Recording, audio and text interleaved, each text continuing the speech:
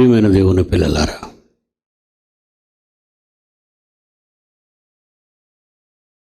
దేవుడు ఈ లోకాన్ని కలిగించాడు. కలిగించక ముందు ఆయనకున్న బలీయమైన కారణం మనం కావాలని కోరుకున్నాడు. మనం కావాలి అనుకుంటే ఆయనను లోకంలోనే మనల్ని ఆయన కనవచ్చును కదా. దీనికి ఒక పెద్ద విశ్వం, ఆ విశ్వానికి కేంద్ర స్థానంలో చిన్ని భూమండలం. ఆ భూమండలంలో 6 నెలల మీద మనుష్యులు. ఆ మనుష్యులు దైవ స్వరూపాన్ని కలిగి భూమి మీద దైవాలుగా వెలుగొంది దైవత్వానికి చేరుకోవాలన్న ఆయన సంకల్పం. ఆ సంకల్పం మేరకే విశ్వ ఆవిర్భావం అనేది జరిగింది. ఈ మహారహస్యం ప్రపంచంలో అనేక మందికి తెలియదు. దేవుణ్ణి తెలుసుకోవాలనుకున్నారు చాలామంది, తెలుసుకున్నారు కొద్దిమందే. తెలియని వారు వాళ్ళ కొరకు దేవుళ్ళనే చేసుకున్నారు. ఇన్ని తెగలు మనుష్యులలో ఉన్నాయి. దేవుడెవరో తెలియని వారు దేవుణ్ణి చేసుకున్నారు. దేవుణ్ణి తెలుసుకున్నవారు దేవుని సంకల్పాన్ని అర్థం చేసుకోకుండా ఎందుకు మనిషి పుట్టాడు అనేది మర్చిపోయారు. ఈ లోకాన్ని జయించాలి, ఈ లోకంలో తన ఇష్టాన్ని నెరవేర్చాలి, ఆ తరువాతే పరలోకానికి మనం వెళ్ళాలని తన కుమారుడైన యేసుక్రీస్తును పంపించాడు. భూలోకానికి వచ్చాడు. వెళ్ళే ముందు ఏమంటున్నాడో తండ్రితో ఒక్కసారి మీ బైబిల్ విప్పి యోహాను సువార్త 17వ అధ్యాయము 4-5 వచనాలు చూడండి. యోహాను సువార్త 17వ అధ్యాయం 4-5 వచనాలు. తండ్రి, ఏ ఏ పనులను భూమి మీద మనుష్యుల మధ్య, అనగా నాకంటే భూమి మీద ముందు పుట్టిన వారు ఆదాము నుండి మనుష్యులుగా, ఆదాము నుండి నేను పుట్టినంత వరకు ఎంతమంది అయితే మనుష్యులుగా మానవాకారాలతో భూమి మీద పుట్టారో వాళ్ళందరి మధ్య నన్ను ఎందుకు పుట్టించావో అని ఏమని చెబుతున్నాడు దేవుడితో. చూడండి, చేయుటకు తండ్రిగా మీరు నాకు ఇచ్చిన పని భూమి మీద, మర్చిపోకండి, చేయుటకు మీరు నాకు ఇచ్చిన పని 33 సంవత్సరాల జీవిత కాలంలో నేను ఏవేవి పూర్తి చేసి వచ్చేయాలని మీరు అనుకున్నారో అవన్నీ చేయుటకు మీరు నాకు ఇచ్చిన పని నేను సంపూర్ణముగా నెరవేర్చి మనుష్యుల మధ్య పరలోకమందున్న తండ్రిగా మిమ్మల్ని మహిమపరచాను. ఇది కోరుకున్నారు మా నుండి మీరు. దేవునిని మహిమపరచాలి. కుమారుడు చెప్పాడు, నీ దేవుడైన యెహోవాను నీ పూర్ణ హృదయముతో, నీ పూర్ణ ఆత్మతో, నీ పూర్ణ వివేకంతో, నీ పూర్ణ శక్తితో,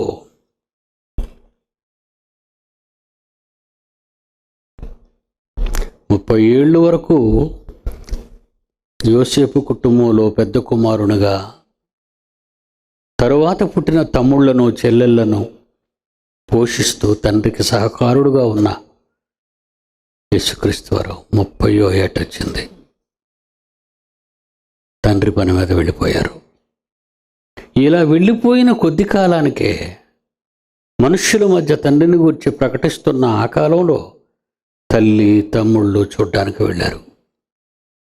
అప్పుడు ఆయన అన్నమాట మీకు తెలుసు, ఎవరు నా తల్లి, ఎవరు నా సహోదరులు? కన్న తల్లి జనసమూహంలోకి వచ్చి అమ్మనొచ్చానని చెప్పు నాన్న అని కబురు పెడితే, కబురు తెచ్చిన వారిని చూచి నెమ్మదిగా చెప్పక సమూహమును ఉద్దేశించి చెప్పిన మాట అది. ఎవరు నా తల్లి, ఎవరు నా సహోదరులు? నా తండ్రి ఇష్ట ప్రకారము జరిగించు. నా చుట్టూ నా మాటలు వినడానికి కూర్చున్న వారందరినీ ఎవరు నా తల్లి, ఎవరు నా సోదరులు?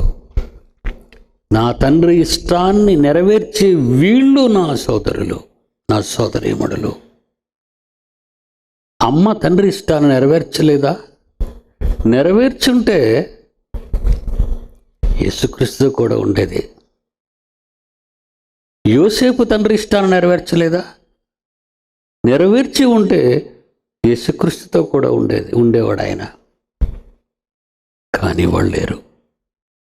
ఒంటరివాడు, ఒంటరి పోరాటం. అది పరలోకపు తండ్రి ఇష్టం నెరవేర్చటం. ఈ కోరిక కోరి ఆయన ఏం అడుగుతున్నాడో తండ్రిని చూడండి. తండ్రి, నీ యొద్ద నాకు ఒక మహిమ ఉంది. ఆ మహిమలో నుండి కదా ఇప్పుడు నేను భూలోకానికి వచ్చాను, ఈ మహావిశ్వంలో ప్రవేశించాను, విశ్వానికి కేంద్ర స్థానంలో ఉన్న భూమి మీదకి వచ్చాను. భూమి మీద ఆసియాలోని బెత్లహేమ్ అనే పట్టణంలో పుట్టాను. నీ ఇష్టాన్ని నెరవేర్చడానికి నెరవేర్చేశాను. మరిక నేను వచ్చేస్తాను. ఏమన్నాడు నేను? తండ్రి, లోకము పుట్టక ముందు ఈ ప్రాజెక్టు అంటే మనుష్యులు భూమి మీద రావాలి అంటే భూమి కావాలి, భూమి కావాలి అంటే విశ్వచక్రం కావాలి. ఇక్కడ భూకేంద్ర సిద్ధాంతం, జియోసెంట్రిక్ థియరీ చదువుకున్న వాళ్ళు ఉంటారు చాలామంది. కనుక ఈ క్యాపిటల్ ఆఫ్ ది యూనివర్స్, ఒకప్పుడు ఆంధ్ర రాష్ట్రాన్ని కలిసి ఉన్న, తెలంగాణ ఆంధ్ర రాష్ట్రం కలిసి ఉన్నప్పుడు క్యాపిటల్ ఇస్ హైదరాబాద్. మన ఇండియా దేశానికి న్యూఢిల్లీ, అమెరికాకి వాషింగ్టన్, రష్యాకి మాస్కో. ప్రతి ప్రపంచ దేశానికి ఒక క్యాపిటల్,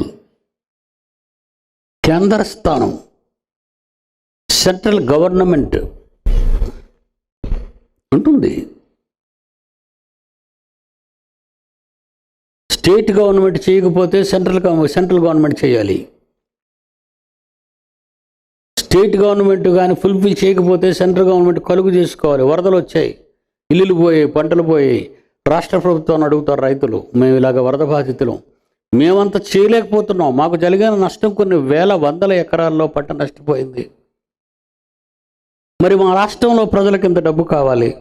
అంత డబ్బు మా దగ్గర మా ఖజానాలో లేదని కేంద్రాన్ని మనవి చేసుకుంటారు. కేంద్రానికి వాళ్ళు కొంత పర్సంటేజ్ ఇస్తారు. వాళ్ళు హెలికాప్టర్ మీద వస్తాడు, వరద ప్రాంతాలని ప్రెసిడెంట్ ఆఫ్ ఇండియా కావచ్చు, ప్రధానమంత్రి ఆఫ్ ఇండియా కావచ్చు, చూస్తాడు. వాళ్ళకి కావాలి, ఎంత కావాలో వీళ్ళు అడిగినంత ఇవ్వరు. ఏదో 10%, 20%. కేంద్ర స్థానం, కేంద్రానికి ఉన్న పవర్ ఏంటో చెప్తున్నాను మీకు.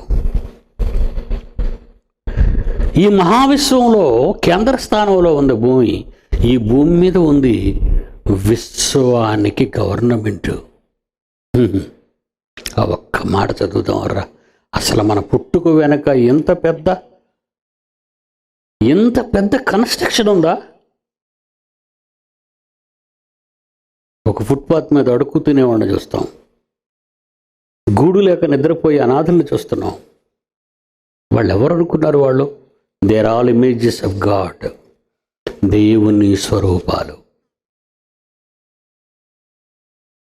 యోబు గ్రంథం 38వ అధ్యాయంలో 33 వచ్చిన ఒక్కసారి మీరు అందరూ చూడండి. It's a wonderful and scientifical and challenging word of the all scientist. ఇప్పుడు ఒప్పుకున్నారు భూకేంద్ర సిద్ధాంతం, భూమి విశ్వానికి దగ్గరలో అందం మధ్యలో ఉందని. ఒకప్పుడు సూర్యుడు అన్నారు వాళ్ళు. ఇప్పుడు మన దగ్గర మనం ఏం చెప్తే దాని దగ్గరికి శాస్త్రవేత్తలు రావాలి, వస్తారండి. నేను తీసుకొస్తాను, నేను లేకపోతే మీరైనా తీసుకురావాలి. మీరు తీసుకురావాలని ఇవన్నీ మీకు నేర్పిస్తున్నాను నేను. వస్తారు. కోతు నుండి వచ్చేసాడు అన్నాడు డార్విన్. మనిషి కోతు నుండి వచ్చాడు అన్నాడు. కోతు నుండి కాదురా నాన్న, ఆదాము అవ్వల నుండి అన్నాం. బైబిల్లో అదే ఉంది. మొన్న 2016 ఎండింగ్ కల్లా అతిపెద్ద సైంటిస్టులు డిఎన్ఏ మీద ప్రయోగాలు చేస్తే కోతి కాదు, ఒక అమ్మ ఉండాలి. ఆ అమ్మ డిఎన్ఏ ఇప్పుడు ప్రపంచ ప్రజల్లో ఉన్న డిఎన్ఏ. ముందు బంకీ అన్నారు, ఇప్పుడు కాదు మమ్మీ అంటున్నారు. డార్విన్ తప్పు చెప్పాడు, బైబిల్ తప్పు చెప్పదు. తలెత్తుకోండి. ఇప్పుడు మీరు ఎప్పుడు ఎత్తుకోవాలంటే బైబిల్ బాగా చదివేత్తండి, లేకపోతే వాళ్ళ క్షణాల్లో పడగొడతారు మిమ్మల్ని.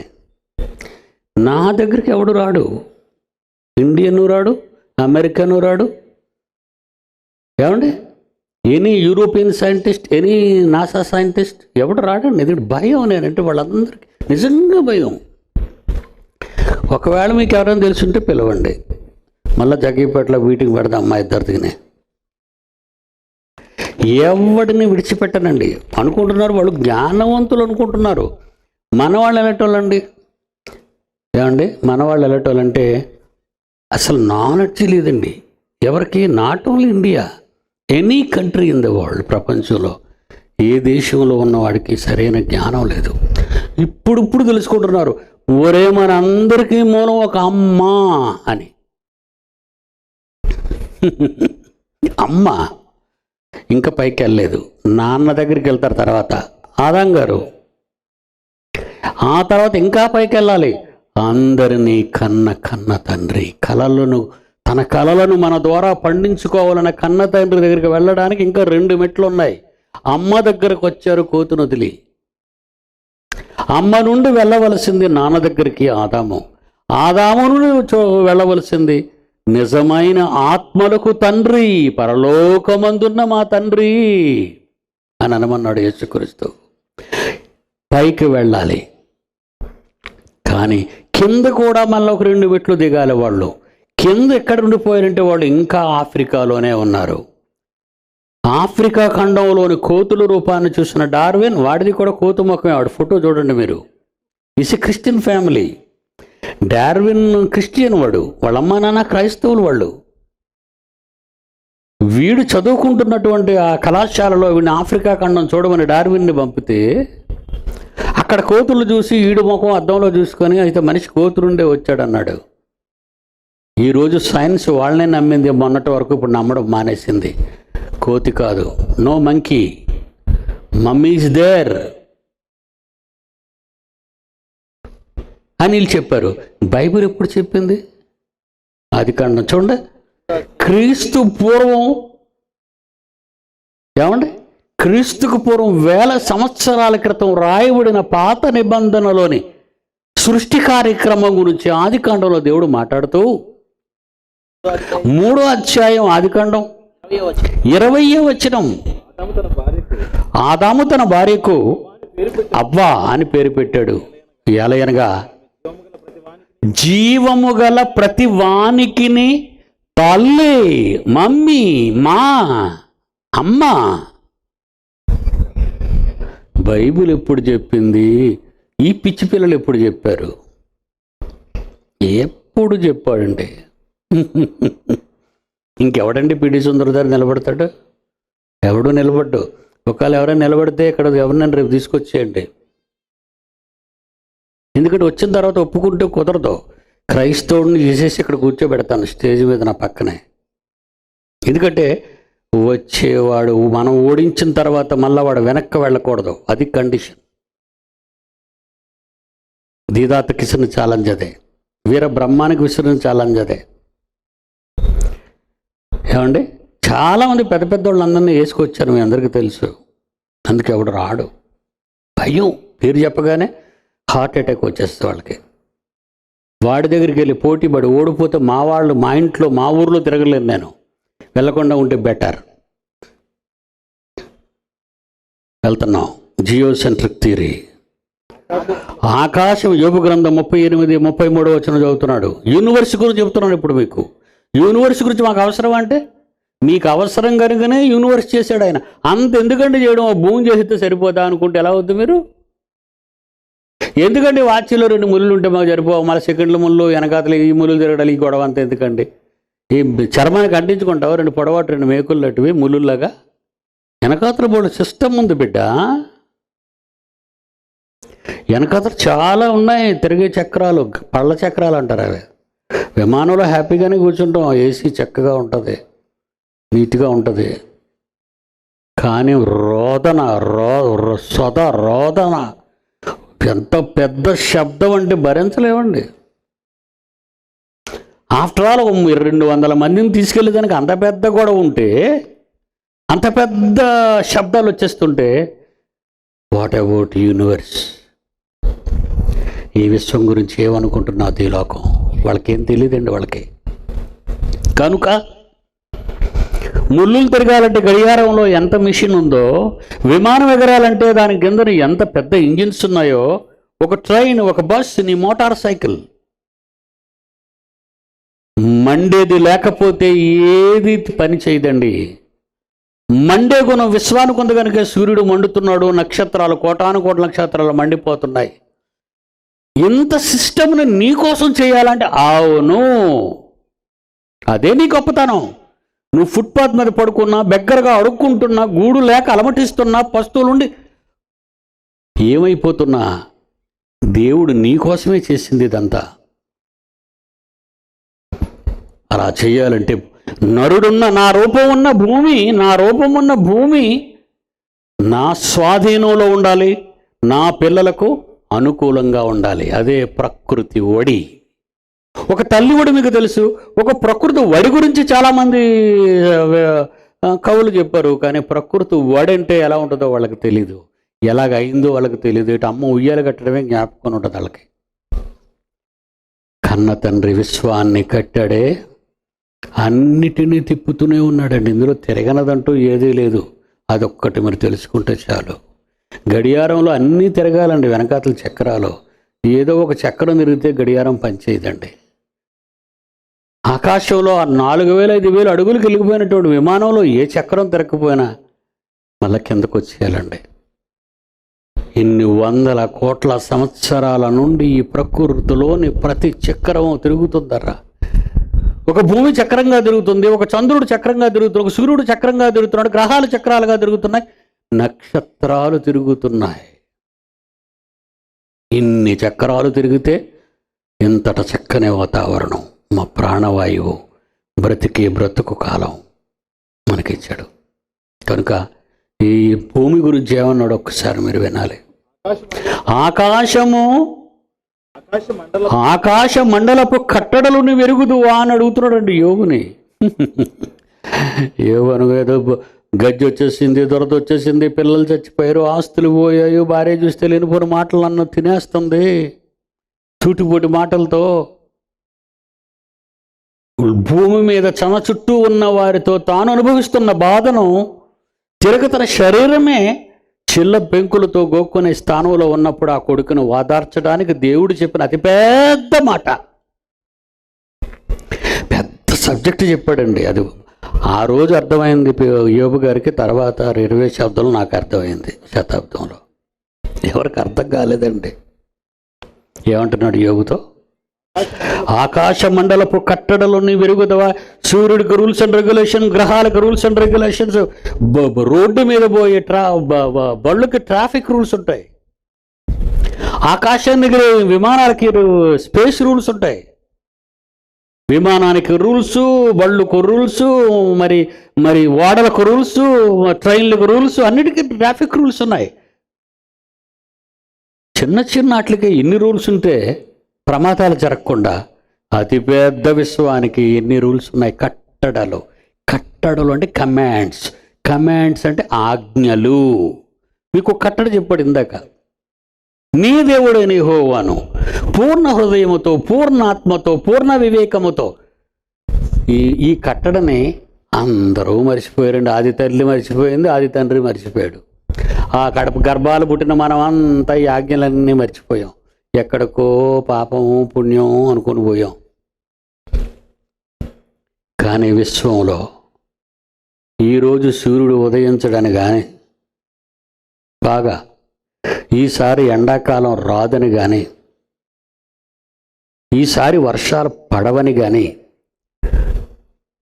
ప్రకృతిలో ఎక్కడైనా లోపాలు జరిగాయా?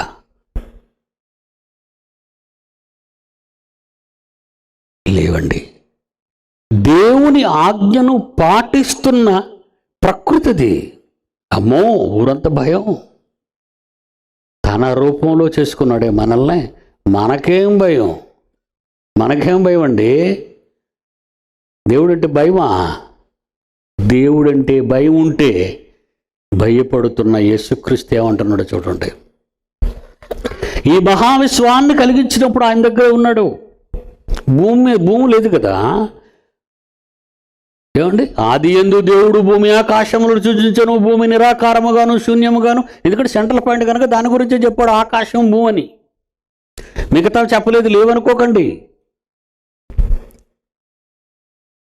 ఆది యందు దేవుడు భూమి ఆకాశమును సృజించెను, భూమి నిరాకారముగాను శూన్యముగాను ఉండెను, చీకటి అగాధ జలముల పైన కమ్మి ఉండెను, దేవుని ఆత్మ పర్యవేక్షణలో ఉండెను. అలాంటి దానిని విడగొట్టాడే ప్రకృతిని.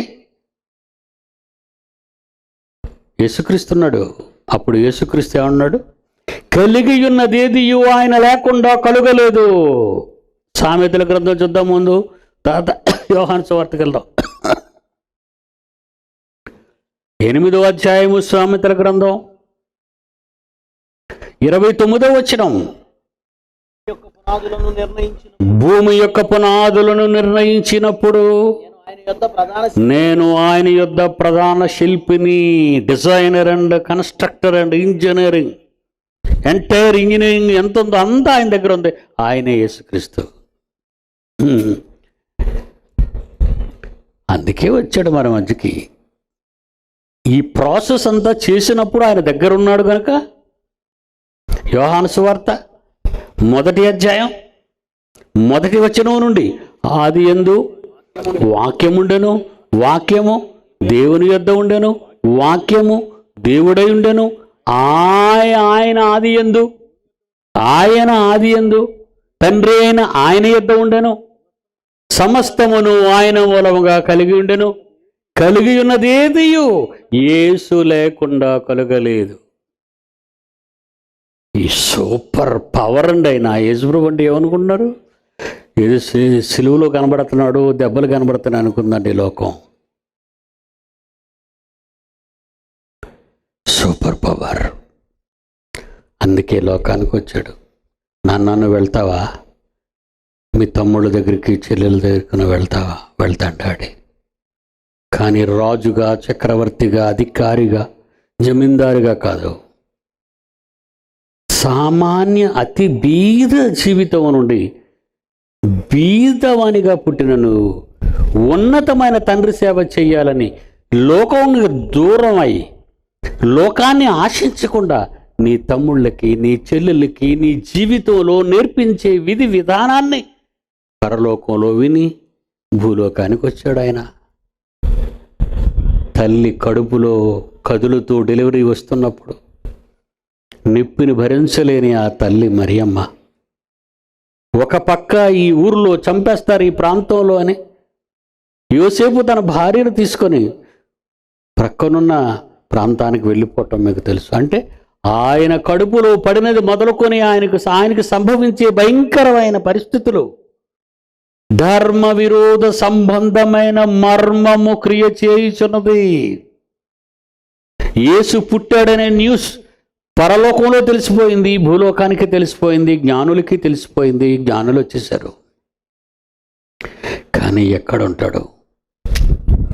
ఎక్కడా స్థలము లేనందున, పశుల పాకలో ఎక్కడ యేసుక్రీస్తు కనబడ్డాడో, మరియమ్మ ద్వారా బయటకు వచ్చాడో ఆ ప్లేస్ మాత్రం బైబిల్లో లేదండి. మీరు చూసుకోవచ్చు. ఏ దారిని కన్నదో, ఏ ప్రక్కన కనేసిందో, కానీ సత్రమని కూడా వెళ్ళారట, చూడలేదు. అప్పుడు ఆయన తీసుకొచ్చి పశువుల తొట్టులో పరుండబెట్టింది. ఏమండి, మీ పుట్టుకలు ఏమైనా అలా జరిగాయా? నా పుట్టుకలు ఏమైనా జరిగాయి? లేదండి. అంటే అతి సామాన్యమైన అతి దీనమైన స్థాయి నుంచి నువ్వు రావాలి పైకి. అలా వచ్చిన వాడు ప్రపంచాన్ని జయించగలడు. మృత్యువుని ఆయన నువ్వు నిరూపించాలి నీ జీవితంలో. నీవు చనిపోతూ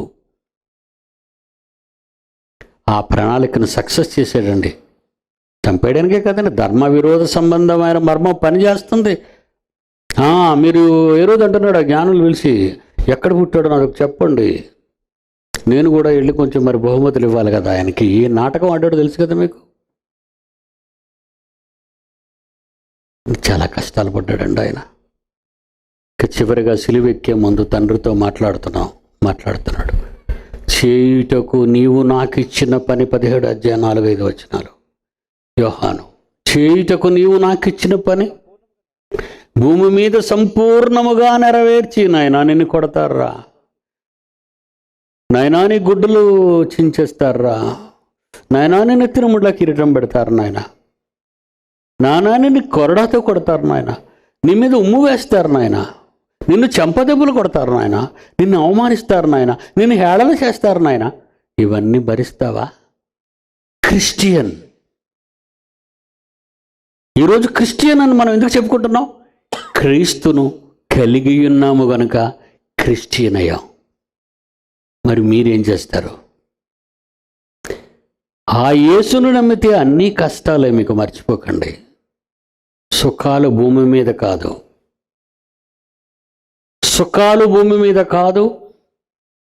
శాపాలు అనుభవించడం భూమి మీద కాదు. ఏదైనా అనుభవించాలి అంటే ఈ శరీరముతో అనుభవించేదే సుఖం అనుకుంటే, పుణ్యం అనుకుంటే పొరపాటు చేస్తున్నారు మీరు. శరీరంలో అనుభవించే కష్టాలు, బాధలు, శిక్షలు అనుకుంటే, ఈ శిక్షత అయిపోతుంది అనుకుంటే మరలా పొరపాటు చేస్తుంది ఈ ప్రపంచం.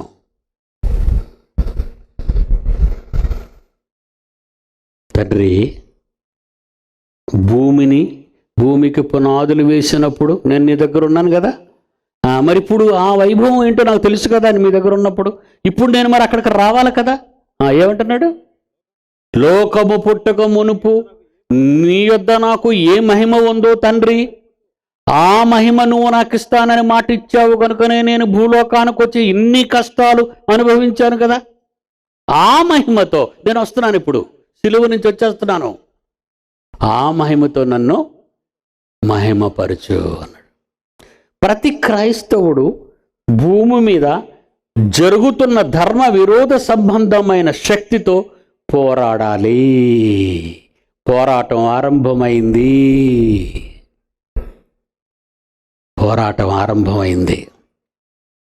ధర్మ విరోధి అవ్వ దగ్గరికి వచ్చింది. అవ్వని చూసింది. దెయ్యం అండి, యుగ సంబంధమైన దేవత, సాతాను, ఘట సర్పం. అబ్బో, ఎన్ని టైటిల్స్ అండి దాన్ని, ఎన్ని అవార్డ్స్. అవ్వని చూసింది. ఏమంది? నిజమా ఇది అంది. ఆడవాళ్ళు తొందరగా మోసపోతారండి. నిజమా ఇది? ఏంటి నిజం? అసలు ఎవరు నువ్వు? నీ రూపం ఏంటి ఇలా ఉంది? నువ్వేంటి నా భాషలో మాట్లాడుతున్నావు? ఎవరు నువ్వు? మా ఆయన ఇంటలేడు, ఆయన వస్తాడు తర్వాత, మీరు అప్పుడు రండి అని ఆడ మనిషి చెప్పాలి. కానీ తల్లి చేసిన మొదటి పొరపాటు అదే. ఇది నిజమా? ధర్మ విరోధ సంబంధమైన క్రియ. ఆ రోజు ఉన్నది ఒకే ఆజ్ఞ. కుమారుడు ఉపేంద్ర చెప్పాడు. ఈ రోజున్నవి 100 ఆజ్ఞలు ఉన్నాయండి. క్రొత్త నిబంధనకు వచ్చారు 100. ఒక స్త్రీని మోహపు చూపుతో చూస్తే అప్పుడే ఆ స్త్రీతో తన హృదయమందు వ్యభిచరించుచున్నాడు. ఇదొక ఆజ్ఞ. ఈ సామాన్యమైన ఆజ్ఞ ఏమండి? అయినా మన చూపులు మంచివా? మన చూపులు మంచివి కావు కనుక ఎప్పుడు విషపు చూపులే. కనుక మనం మోహపు చూపుతో చూస్తే హృదయంలో వ్యభిచారం జరిగిపోతున్నది ఆజ్ఞ. ఆ పండు చూపించింది తినొద్దండి మీరు, తింటే చస్తారు అని చెప్పినప్పుడు ఫోన్లే బాబు దాని దగ్గరికి మనం వెళ్ళకూడదు అనుకొని అలా ఆయన తీసుకొని లేకపోతే ఆ ఆవిడని తీసుకొని ఏదో దానికి కనబడకుండా ఎక్కడో పోవాలి. అది పెద్ద ఆజ్ఞ అండి. అది తినేయాలి, వెళ్ళి తినేస్తే దేవుళ్ళం అయిపోతామట, దేవతలం అయిపోతామట. ధర్మ విరోధ సంబంధమైన మర్మం అర్రది. మొదటి దెబ్బ ఒక ఆజ్ఞలోనే పడగొట్టేసిందంటే మన ఆది తల్లిదండ్రుల్ని ఇన్ని వందల ఆజ్ఞల్లో నిన్ను పడగొట్టేయడం దానికి పెద్ద పనేం కాదు. ఒక గేటు మీద గెత్తమంటే గెత్తుతాం, కానీ 100 గేట్లు పెట్టి గెంతమంటే ఎవరికి గెంతుతారండి బాబు రన్నింగ్లోను. ఆ రోజు ఆది తల్లిదండ్రులకు ఇచ్చింది ఒకే ఒక గేటు, జంప్. ఈరోజు మనకిచ్చిన గేట్లు అబ్బో అన్నీ పెద్ద గేట్లే. వ్యభిచారి దగ్గరికి వెళ్ళాలి, ఆమెతో మనం మాట్లాడుకోవాలి, బేరం మనకు కుదరాలి, కుదిరిన తర్వాత ఏదో అడ్జస్ట్మెంట్ కోసం వెళ్ళిపోవాలి. దీనికోసం ఎంతోమంది ఫాలోవర్స్ ఉంటారు, వీళ్ళిద్దరు ఎక్కడికి వెళ్తున్నారు, అదంతా ఇన్వెస్టిగేషను, మరి రీసెర్చ్ మైండ్తో మనం ఉండాలి. ఎవరైనా ఫాలో అవుతున్నారా లేదా. అందుకే ఈ మధ్యన మగవాళ్ళు హెల్మెట్ వేసుకుంటారు, ఆడవాళ్ళు మీద కింద నుంచి కొట్ట మీద నుంచి కొట్ట, మొఖం తెలీదు, ఎవరు తెలీదు కదా. ఎన్ని ఘోరాలండి బాబు. అలాంటిది ఒక వ్యభిచారం జరగాలి, అది నేరం అని చట్టం అనుకుంటుంది, అది చట్టానికి దొరకాలి. ఈ లోక చట్టం ఎక్కడ ఉందండి? ఎక్కడో పాతాళంలో ఉంది లోక చట్టం. దేవుని చట్టం నీ నెత్తిన ఉంది, నీ ముందుంది, నీ వెనకుంది. ఒకవేళ మానవ చట్టాన్ని కళ్ళు కప్పగలవేమో కానీ దేవుని చట్టం నుండి ఎవ్వడూ రక్షింపబడలేడు, తట్టుకోలేడు, పారిపోలేడు. వందలు ఉన్నాయి ఇప్పుడు క్రైస్తవుడు పాటించవలసిన విధులు. మొదటి ఆజ్ఞ దేవుని తండ్రిని ప్రేమించటం. ఏమండి, వ్యభిచారం చేస్తే నేరం, చూస్తే నేరం. తన సహోదరుని చూచి వ్యర్థుడు అని చెప్పేవాడు. వ్యర్థుడు అంటే అరే వేస్ట్ ఫెలో పోరా అంటాం. మనకి ఈజీగా మాట్లాడకూడదు దాన్ని. ఒక భయంకర మర్డర్ కేసు అండి అది. గాడ్స్ పీనల్ కోడ్లో అది మర్డర్ కేసు. అది ఇండియన్ పీనల్ కోడ్లో వాడిని చంపితే IPC 302 వాడు మర్డర్ కేసు, వాడు ఉరి తీసేయాలి, జీవిత ఖైదు తీసేయచ్చు. ఇండియన్ పీనల్ కోడ్లో వాడు ఎవరినైనా చంపితే ఉరి తీస్తుంది ఈ మానవ చట్టం. గాడ్స్ పీనల్ కోడ్ హోలీ బైబిల్లో తన సహోదరుని చూచి వ్యర్థుడా అని చెప్పువాడు ఊరికి కాదు నరకాగ్రికి. లైఫ్ కాదు ఇక్కడ. లైఫ్ 14 సంవత్సరాలు జైలుకెళ్ళం కాదు, నిత్యాగ్ని, ఎవర్ లాస్టింగ్ ఫైర్, అనంతకాలం. 1 యోహాను 3వ అధ్యాయం 15వ వచనం. 1 యోహాను 3వ అధ్యాయం 15వ వచనం. నాన్న, తన సహోదరుని ద్వేషించువాడు నరహంతకుడు. చూసాడు అంటే మర్డర్ కేసు పెట్టేసి పడిపోయింది అన్నాడు మన మీద. మనం ఎన్నిసార్లు అపారంతా యూస్లెస్ ఫెలోస్ అండి. ఎన్ని మర్డర్లు అండి బాబు. బహువచనం ఉపయోగించాడు. వీళ్ళందరూ పెద్ద యూస్లెస్ ఫెలోస్ అండి వాళ్ళంతా. అంటే ఎన్ని మర్డర్ కేసులు. 2-3 చంపితేనాడు ఒక పెద్ద గోండా రౌడీ బందిపోటు అయిపోతున్నాడు. వాడిని చంపితే అది మర్డరు, నిన్ను ద్వేషిస్తే ఇది మర్డర్. నీకు ఏది పవర్ఫుల్గా ఉందో చెప్పండి. ఇప్పుడు మీరు పవర్ఫుల్గా ఉన్న ఈ దేవుని పీనల కోడ్ మరిచిపోయారు మీరు. మీకు కనబడకుండా చేసేసి బాబా పీనలు కూడా చూడకరా బాబు, నువ్వు అనవసరంగా డ్యామేజ్ అయిపోతావు, వద్దు చూడొద్దంట. ఎంత భయంకరమైన చట్టం అండి దేవుంది. యుగ సంబంధమైన దేవత ఎప్పటికే క్రియ చేయుచున్నది. మొత్తం క్రైస్తవ్యాన్ని మబ్బులు మడతలో పడేసిందండి. నీ కష్టాలు లేవు, బాధలు లేవు, అన్ని ఆశీర్వాదాలే. ఎంజాయ్. మరలా చెప్పుచున్నాను, సంతోషించుడని పౌలు గారు ఎందుకు అంటున్నాడు? దేవుని పనిలో ఎక్కువ ఉన్నావు గనక ఎక్కువ సంతోషించమని ఆయన చెప్తుంటే ఈ పని అనేది వదిలేసి, ధర్మ విరోధి సంబంధమైనది వదిలేసి ఎంజాయ్. యేసుక్రీస్తు కొరకు చావాలి, యేసుక్రీస్తు కొరకు పని చేయాలి అని ఇండియా దేవుని penal code, universal penal code, God's penal కూడా చెప్తుంటే, నా dance for Christ, run for Christ, eat for Christ, sleep for Christ. చూడండి ఒకసారి, నా మాట అబద్ధం అయితే. రన్ ఫర్ జీసస్, యేసు కొరకు పరిగెత్తి అద్భుతమైన అవకాశం ఈ సంవత్సరం మన కొరకు ఎదురు చూస్తూ ఉన్నది. పునరుత్థానుడైన యేసుని గురించి ప్రకటించడానికి అద్భుతమైన అవకాశం మన యొద్దకు వచ్చినది. పునరుద్ధానం ప్రకటిస్తున్నారా? ఎవరు ప్రకటిస్తున్నారు? ఎవరికి ప్రకటిస్తున్నారు? ఇలా రోడ్ల మీద డాన్స్ చేయడానికి పునరుద్ధానం ప్రకటించమంటారా? విజిల్స్ వేస్తూ చేసే అల్లరిని పునరుద్ధానం ప్రకటించమంటారా? అమ్మాయిలు సిగ్గు సంస్కారం వదిలి అసభ్యమైన బట్టలు వేసుకుని రోడ్ల మీద పరుగులు పెడుతుంటే అన్ని జనులు చీ అంటున్నారు. అమ్మాయిలు అబ్బాయిలు కలిసి గెంతులు వేస్తుంటే క్రైస్తవులకు ఇంగిత జ్ఞానం కూడా లేదనుకుంటున్నారు. రేటింగ్ కోసం ఎవడో ఛానల్ వాడు దీన్ని విదేశాల నుండి తీసుకొచ్చాడు. ఆ ఛానల్ వాడి నుండి లాభం పొందడం కోసం పెద్ద పెద్ద పాస్టర్లు పబ్లిసిటీ చేస్తున్నారు. సేవకులు గుడ్డిగా వీళ్ళ మాటలు విని పరుగులు పెడుతుంటే యవ్వనస్తులు ఎంజాయ్మెంట్ కోసం పరిగెడుతున్నారు. ఇందులో క్రీస్తు కోసం పరిగెత్తేవాడు ఎవడూ లేడు. పేరుకే ఇది రన్ ఫర్ జీసస్, నిజానికి ఇది run for publicity, run for enjoyment. అంతగా సువార్త ప్రకటించాలనుకుంటే వీధుల్లో వాక్యం చెప్పండి, కరపత్రికలు పంచండి. ఒక్కరైనా రక్షించబడతారు. మీ కేకలు ఎవరినీ రక్షించలేవు. మీ ఆటలు ఎవరినీ ప్రభు దగ్గరికి ఆకర్షించలేవు. బుద్ధి జ్ఞానం ఉంటే ఇప్పటికైనా ఆలోచించి క్రైస్తవులు శరీర సంబంధంగా సంతోషపరుస్తూ యవ్వనస్తులు వ్యభిచారులుగా చేస్తూ సమాజంలో క్రీస్తు పరువు తీస్తున్న ఈ రన్ ఫర్ జీసస్ని ఆపండి. పబ్లిసిటీ చేసిన ప్రతి పాస్టర్ని అడుగుతున్నాను, ఈ రన్ ఫర్ జీసస్లో మీలో ఎవరు ఎక్కడ ఎవరికి పునరుద్ధానం ప్రకటించారు? ఇంత ఖర్చుతో పబ్లిసిటీతో నిర్వహిస్తున్న ఈ రన్ ఫర్ జీసస్ వలన ఒక్కడైనా మారుమనసు పొందాడా? ఒక దుర్బోధన ఖండించడానికి ఐక్యత చూపించరు. ఒక భేద సంఘానికి సహాయం చేయడానికి ఐక్యత చూపించరు. ఇలాంటి ఎందుకు పనికిరాని దానికి మాత్రం అందరూ కలుస్తారు. ఒక్కడైనా ఆలోచించండి, ఇప్పటికైనా మారండి. సత్యాన్ని సువార్తని వదిలి లోకంతో కలిసిపోతున్నాం. లోకస్తుల్లాగా ప్రవర్తిస్తున్నాం. యవ్వనస్తులారా, ఇప్పటికైనా ఆలోచించండి. సత్యాన్ని ఎరిగిన వారిలారా, మౌనంగా ఉండొద్దు. మీ మౌనం సంఘానికి ప్రమాదం. ప్రపంచ ధర్మం ఉండది.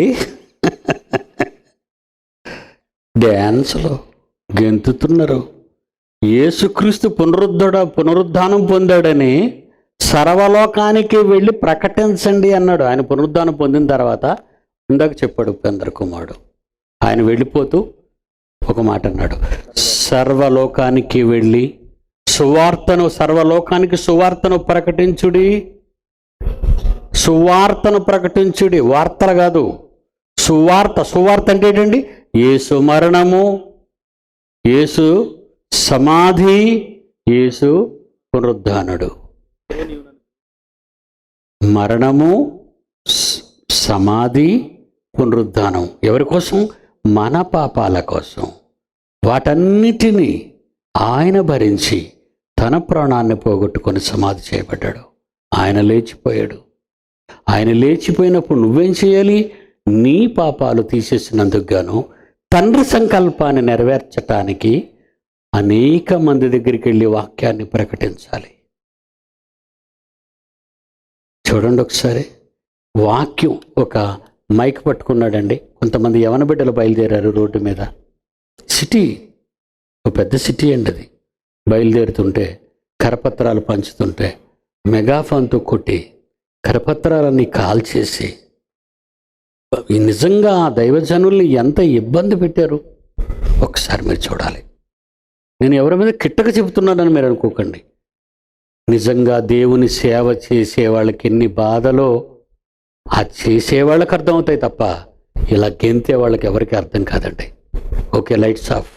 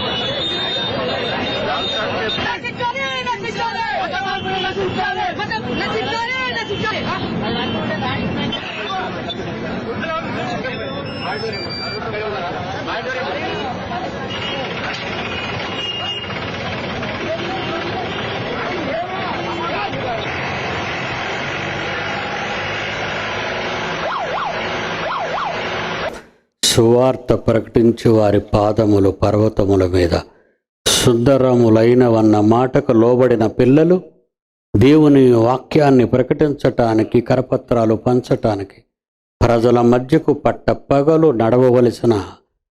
నడుస్తూ దాన్ని ఎవరు ఆపలేరు కదండి.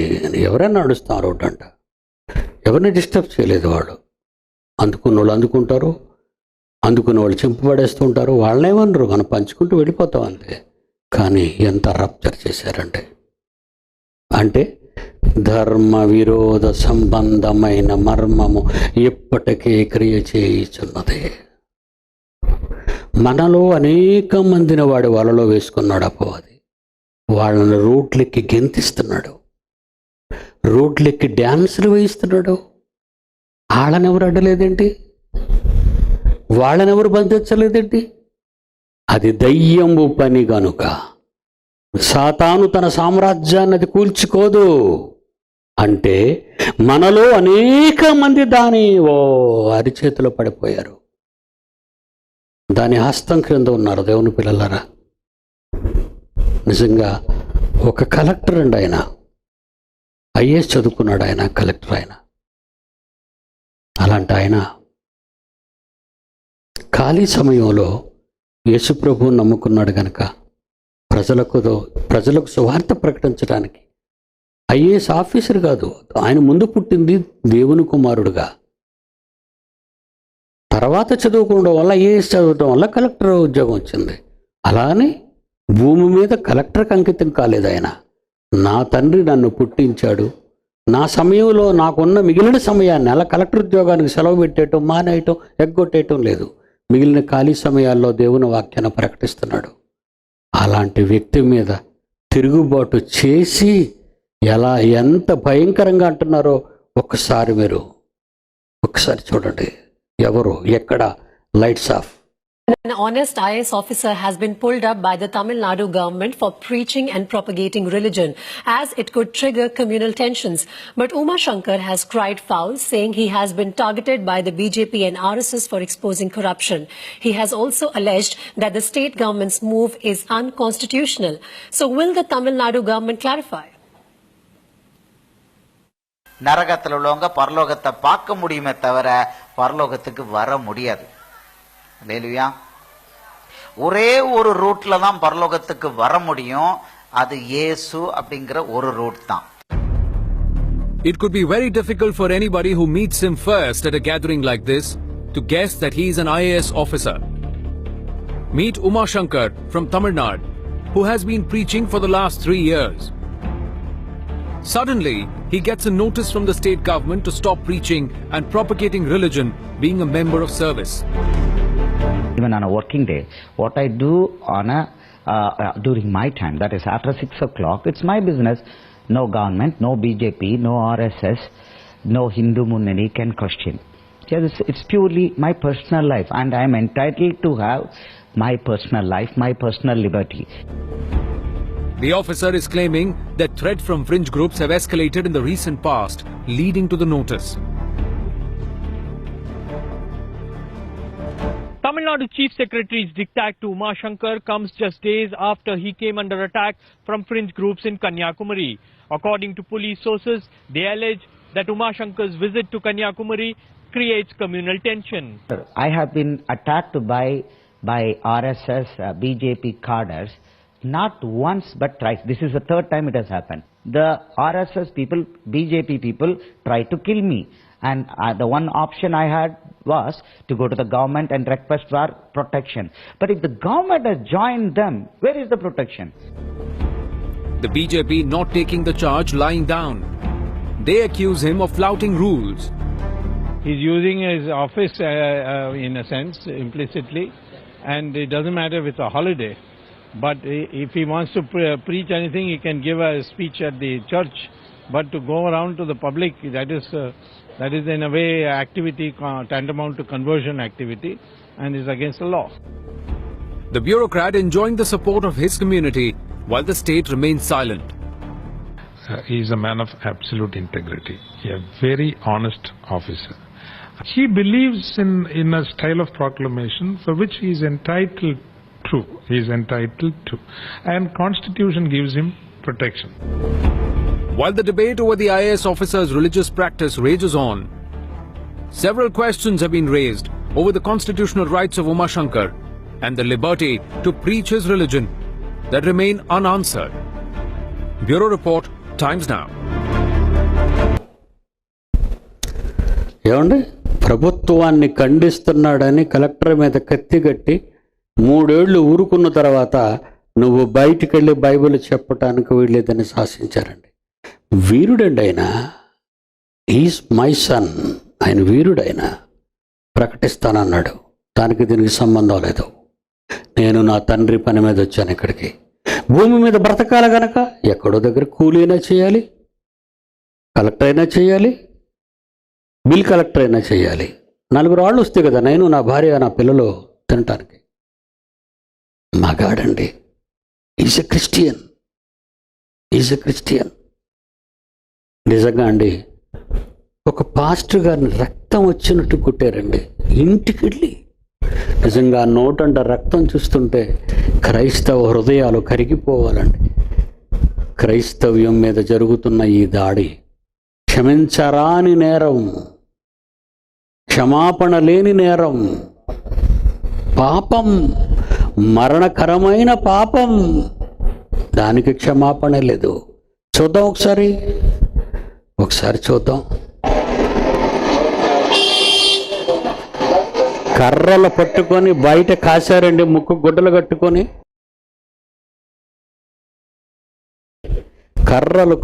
మూతికి గుడ్డలు కట్టుకొని కర్రలు పట్టుకొని తలుపు తడుతున్నారండి. మామూలుగా వెళ్తే తలుపు తట్టడని ఆ పాస్టర్ గారు. ఏమండి, చాలా దారుణంగా కొట్టారండి ఆయన్ని, ఆయన కుటుంబాన్ని, పిల్లల్ని.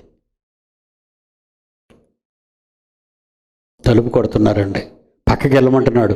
దొంగల్లాగా వచ్చి కొట్టాలి ఆయన్ని.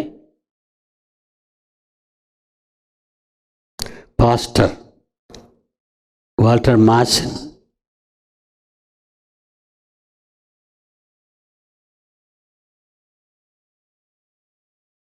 చూసారండి ఎలా కాపు కాశారు. ధర్మ విరోధి. సౌండ్ అంతే, లోపలికి వెళ్ళారు.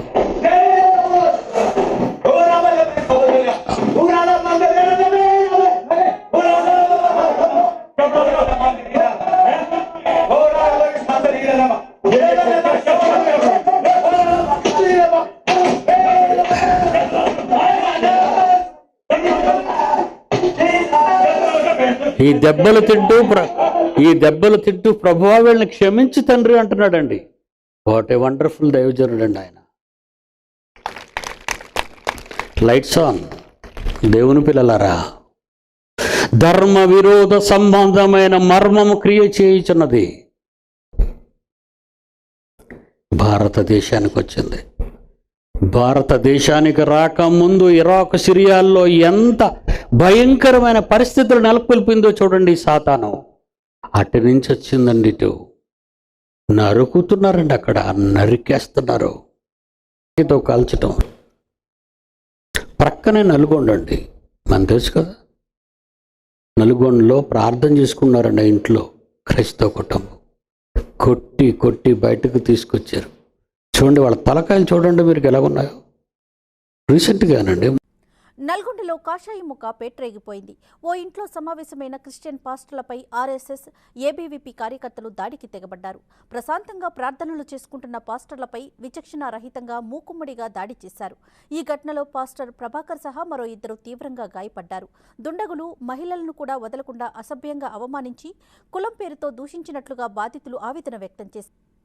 మాకు తెలిసిన క్రైస్తవ ఇంటిలో మమ్మల్ని పిలిచిన ఇంట్లో ప్రార్థన పెట్టినా కూడా ఈ ఏరియాలో పెట్టొద్దని మరి ఆర్ఎస్ఎస్ సంబంధించినటువంటి వ్యక్తులు దాదాపు 20 మంది సడన్గా ఆ ఇంటి మీద దాడి చేసి మమ్మల్ని ఆహ్వానించిన ఇంటి వారిని బెదిరించడమే కాక అక్కడ ప్రార్థన కొరకై వచ్చిన భక్తుల మీద కూడా దాడి చేసి చైర్స్ తోటి కొట్టి ఈ యొక్క బ్రదర్స్ తలలన్నీ కూడా గాయపడి స్టిచెస్ పడినాయి. నన్ను బాగా లోపల తన్ని కొట్టి ఇక్కడ నాకు ఊపిరి తీసుకురావట్లేదు, పెద్దగా రావట్లేదు. ఏంటండి ఇదంతా?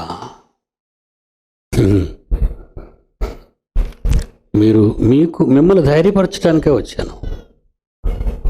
ఇందాక కుమారుడు ఒక మాట చెప్పాడు, ఉత్తర భారతానికి భయంకరమైన పెను ప్రమాదం పొంచి ఉంది అని 2000 సంవత్సరాల క్రితమే బైబిల్లో రాయబడింది. ప్రకటన గ్రంథం 2000 years బ్యాక్. అంటే ముప్పు వాళ్ళ కోసం పొంచుంది. పెట్టరేగిపోతున్నారండి వాళ్ళు నిజంగా. మరి మన చిన్నజీఆర్ స్వామి గారు మీకు తెలుసు, ఆంధ్రప్రదేశ్. ఆయన మాటలు మీరు వింటారంటే ఆశ్చర్యపోతారండి. హిందూ సోదరులు చాలా మంచివాళ్ళండి, హైందవ సోదరులు చాలా మంచివాళ్ళు. వాళ్ళు కొంతమంది పిచ్చి పట్టిన వాళ్ళు ఉన్నారు, వాళ్ళే ఉగ్రవాదులు అనాలి వాళ్ళని. టెర్రరిజం, మనుషులు చంపటం, దాని గురించి చిన్నచీఆర్ గారు బాధపడుతూ ఒక మాట అన్నారండి, మీరు కూడా వినాలి. నెట్ చూస్తున్న వాళ్ళంతా ప్రపంచం అంతా చూడాలి. Lights off. ఇది ఈవేళ మన బతుకు ఇలా బండలైంది. మన వాళ్ళు క్రిస్టియన్స్ మీద ముస్లిమ్స్ మీద పడి ఏడుస్తారు కొందరు. ఎందుకు దండగా?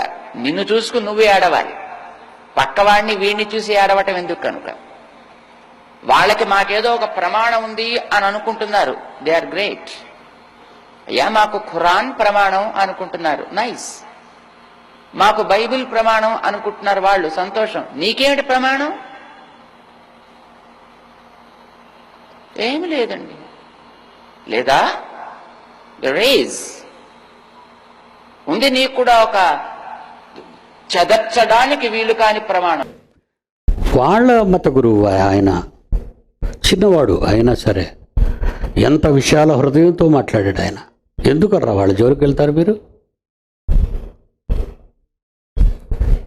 ఎందుకు వాళ్ళ జోలికి వెళ్తున్నారు? తప్పది. దీనిని బట్టి హైందవ సోదరులందరినీ మీరు అనుకోకండి, వాళ్ళందరూ చాలా మంచివాళ్ళు. ఈ మత పిచ్చి పట్టిన ద్రోహులు ఉన్నారు వీళ్ళ మధ్య, చీడ పురుగులు. వాళ్ళ కోసమే ప్రమాదం పొంచుంది. ప్రకటన గ్రంథం దేవుడు 2000 సంవత్సరాల క్రితమే చెప్పాడు ఈ మాట.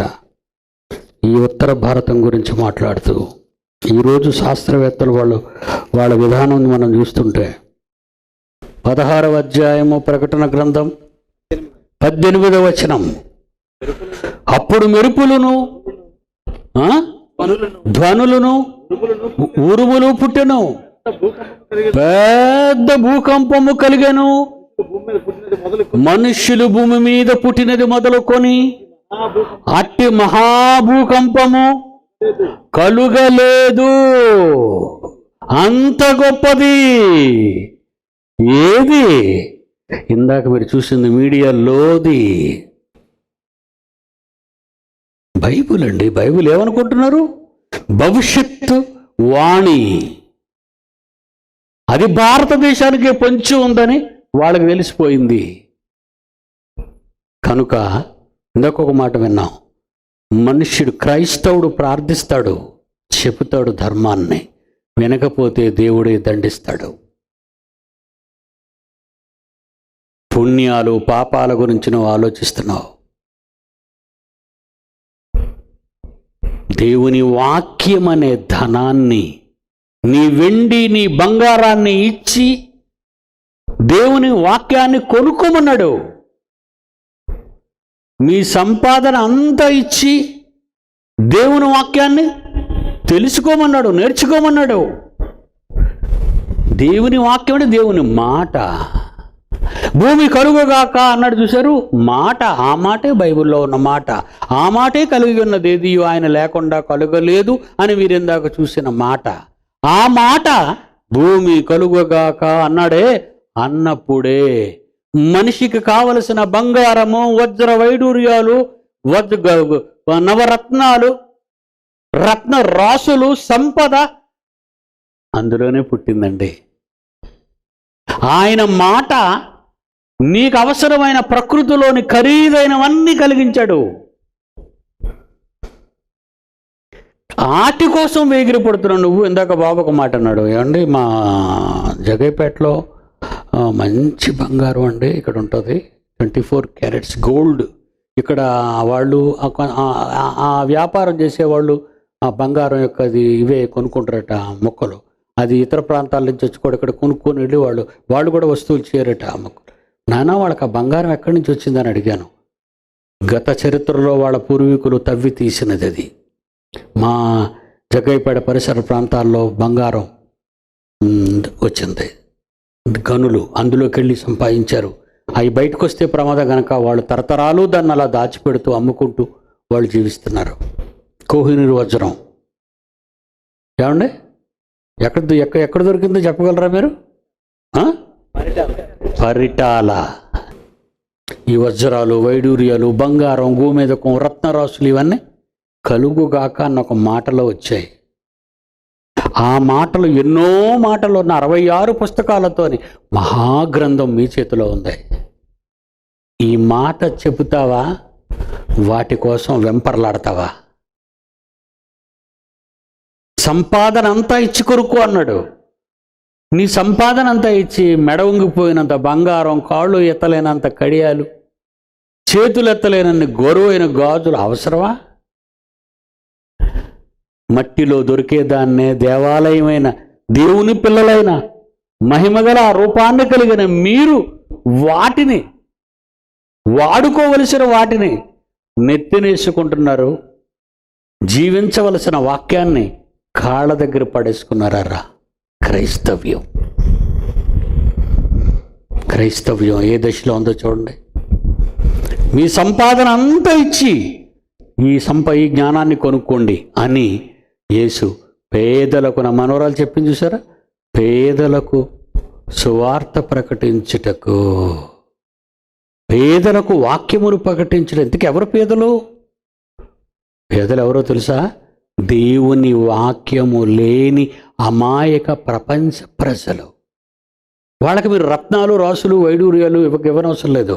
అవి చాలా చీప్. అవి ఎక్కడ తవ్వుకున్నా దొరుకుతాయి, ఏ షాపులోనే దొరుకుతాయి, ఎక్కడికి వెళ్ళినా మీరు సంపాదించుకోవచ్చు అట్లే. కానీ ఇది మీ చేతిలో ఉంది, కానీ దీన్ని మీరు పట్టించుకోవట్లేదు. భారతీయ జనతా పార్టీ ఈరోజు ఈ భయంకరమైన పరిస్థితులు బట్టి మత ఛందస్సవాదుల అజెండాలో బైబిల్ని ఇండియా దేశంలో ముద్రించకుండా చూస్తున్నారు. బుక్ స్టాల్లో అమ్మకుండా చేస్తున్నారు. రాబోయే భయంకర విష పరిస్థితులు మీరు నిలబెడతారని నాకు తెలుసు. మిమ్మల్ని నిలబెట్టుకోవడం నాకు తెలుసు. రాజకీయాల కోసం, అవసరాల కోసం మీ దగ్గరికి మేము రాలేదండి. నా పిల్లలు మీరంతా, మీకంటే పెద్దవాడిని. నేను తపస్సు చేసి సాధించిన ఈ గొప్ప ధనాన్ని మీకు ఇచ్చేస్తాను. మీకు ఇవ్వటానికే వచ్చాను. రేపు కలుసుకుందాం. మరలా కళ్ళు మూసుకోండి. ప్రేమ కలిగిన మా తండ్రి, మీ పిల్లలందరినీ తీసుకుని వచ్చారు. నేనేం చెప్పాలో నా ద్వారా చెప్పించారు. మీ పిల్లలకు ఆత్మ బలాన్ని ఇవ్వండి, విశ్వాసములో పరాక్రమాన్ని ఇవ్వండి. విశ్వాసము చేత రాజ్యాల్ని జయించారు, విశ్వాసము చేత కోట గోడలు కూల్చారు, విశ్వాసము చేత పునాదులు గల పట్టణాన్ని చూశారు. అదే విశ్వాసాన్ని మీ పిల్లలకి ఇవ్వండి. ఎదిరించే వారికి ఎట్టి పరిస్థితుల్లో మేము బెదరక, మా యుద్ధం మీ ఎదుట కట్టబడిన ఈ బురుజులు, కోట గోడలను బద్దలు చేసేవే చేయండి. అనేక మంది పిల్లలు ఇంకా వినవలసిన వారు ఉన్నారు. వాళ్ళందరి దగ్గరికి మీ పిల్లలను పంపండి. వాళ్ళందరూ ధైర్య సాహసాలతో ముందుకు నిలబడి క్రీస్తు జయకేతనాన్ని భారతావనిలో ఎగురవేసేటట్టు చేయండి. హైందవులు మాకు సోదరులు. మేమంతా ఈ గడ్డ మీద పుట్టిన వాళ్ళం. మా తాతలు, వాళ్ళ తాతలు అందరూ ఒకే సంతానం.